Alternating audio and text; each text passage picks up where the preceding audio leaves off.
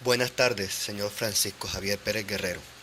Mi nombre es Jesús Castro y hago esta grabación desde Colombia para dar cumplimiento al trabajo El compromiso del profesor como agente ético e identitario. Este trabajo está basado en el libro autobiográfico del señor Henry Adams, titulado La educación de Henry Adams, de la cual se extrae un fragmento que dice: a un maestro le concierne la eternidad, no puede decir dónde se detiene su influencia. De un maestro se espera que enseñe la verdad y tal vez se haga ilusiones de hacerlo si se queda en el alfabeto o la tabla de multiplicar, como una madre enseña la verdad al hacer que su hijo coma con una cuchara. Pero la moral es una verdad muy distinta y la filosofía es aún más compleja. Un maestro hace de sus alumnos sacerdotes o ateos, plutócratas o socialistas, jueces o anarquistas, casi a pesar de sí mismo. De ese fragmento se desprenden 4 preguntas a las que intentaré dar respuesta de acuerdo a lo que he comprendido y a lo que he investigado. Primero, ¿en qué consiste la responsabilidad ética e identitaria del profesor? Respuesta. Varios autores consideran que la identidad se estructura con elementos tanto intrínsecos como extrínsecos. Los elementos intrínsecos son aquellos que nacen del interior de cada persona y son los elementos racionales y la dimensión personal. Y los elementos extrínsecos son aquellos construidos basándose en las percepciones del exterior o cómo el exterior afecta a nuestro ser. Estos son los irracionales, que vienen a ser la parte sentimental, emociones, sentimientos afectivos, etc. Y la dimensión social. Bolívar, 2007, sitúa en el centro de la identidad docente a los valores profesionales y personales, pues son estos quienes dan cuenta de la moralidad que le es inherente al docente. En la identidad del docente están presentes distintos valores, pero la identidad profesional se estructura en correspondencia con los valores profesionales que se pueden comprender como cualidades éticas que contribuyen a definir los rasgos y características del docente y en esa medida coadyuvan a dotarlo de una identidad, de un sello y de un estilo propio.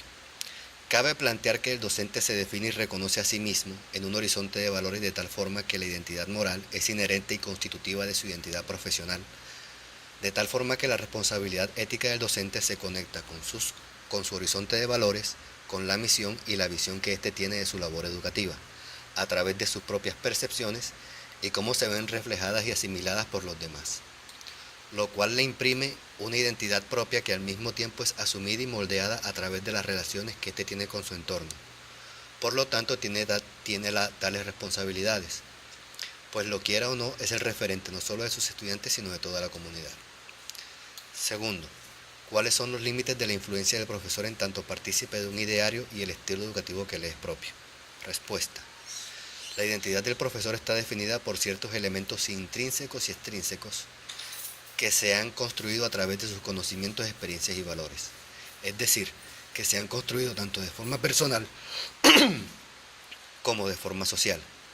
En este sentido, el principal limitante que tiene la influencia del profesor en tanto partícipe del ideario educativo es, precisamente, su propia identidad, pues si los valores éticos y morales que él ha construido o aceptado como verdaderos no coinciden, se contraponen o están jerarquizados de forma diferente a los pregonados o promovidos por el ideario del centro, puede o bien rechazarlos o bien transmitirlos, pero sin sentirse convencido de ellos o siempre suscitando dudas en cuanto a su validez, importancia o practicidad.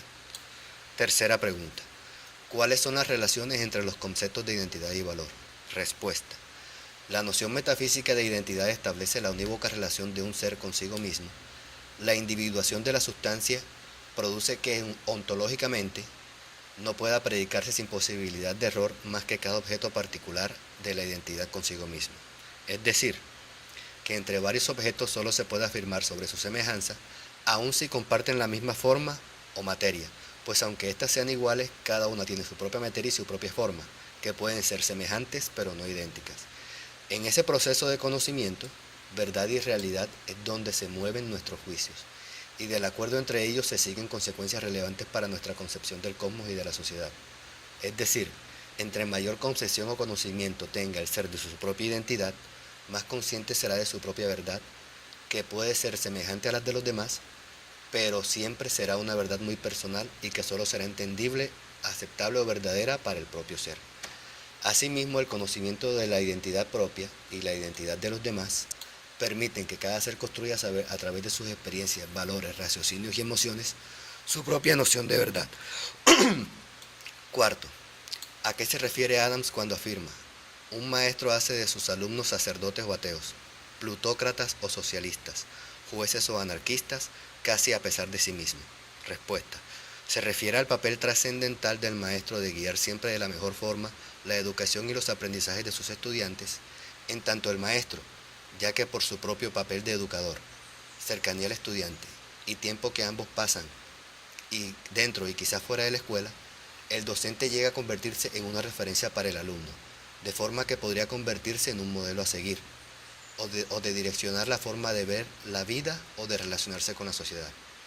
Esto se puede plantear desde dos planos yuxtapuestos.